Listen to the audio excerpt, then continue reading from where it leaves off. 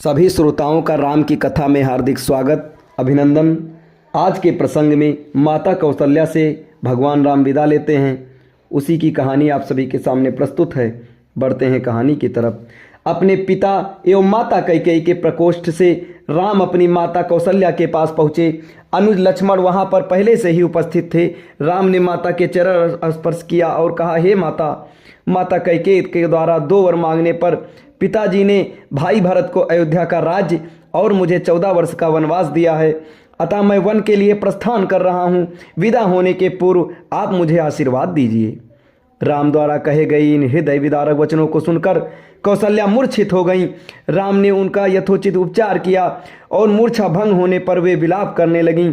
उनका विलाप सुनकर लक्ष्मण बोले, माता, भैया राम दो सद्गुरुजनों का सम्मान तथा उनकी आज्ञा का पालन करते ही हैं। मैं समझ नहीं पा रहा हूँ कि मेरे देवता तुल्य भाई को किस अपराध में ये दंड दिया गया है। ऐसा प्रतीत होता है कि वृद्धावस्था ने पिताजी की बुद्धि को भ्रष्ट कर दिया है।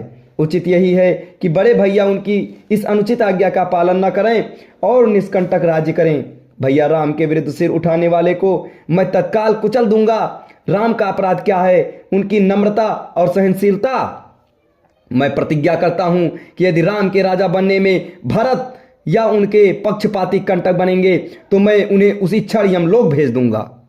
मैं भी उसी प्रकार आपके दुखों को दूर कर दूंगा जिस प्रकार से सूर्य अंधकार को मिटा देता है। लक्ष्मण के शब्दों से माता कौशल्या को ढांढस मिला और उन्होंने कहा, पुत्र राम, तुम्हारे छोटे भाई लक्ष्मण का कथन सत्य है। तुम मुझे इस प्रकार बिलखता छोड़कर वन के लिए प्रस्थान नहीं कर सकते। यदि पिता की आज्ञा का पालन करना तुम्हारा धर्म है तो माता की आज्ञा का पालन करना भी तुम्हारा धर्म ही है।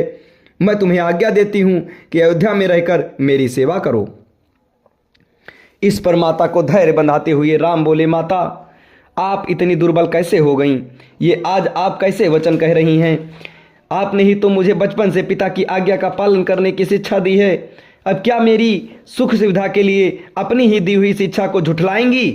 एक पत्नी के नाते भी आपका कर्तव्य है कि आप अपने पति की इच्छा पूर्ति में बाधक न बने। आप तो जानती ही हैं कि चाहे सूर्य, चंद्र और पृथ्वी अपने अटल नियमों से टल जाए, पर राम के लिए पिता की आज्ञा का उल्लंघन करना कदापि संभव नहीं है। मैं आपसे निवेदन करता हूं कि आप प्रसन्न होकर मुझे वन जाने की आज्ञा प्रदान करें, ताकि मुझे ये संतोष रहे कि मैंने माता और पिता दोनों को ही आज्ञा का पालन किया है। फिर वे लक्ष्मण से संबोधित हुए और कहा, लक्ष्मण, तुम्हारे साहस, पराक्रम, शौर्य और वीरता पर मुझे गर्व है। मैं जानता हूं कि तुम मुझसे अत्यंत स्नेह करते हो, किंतु हे सौमित्र,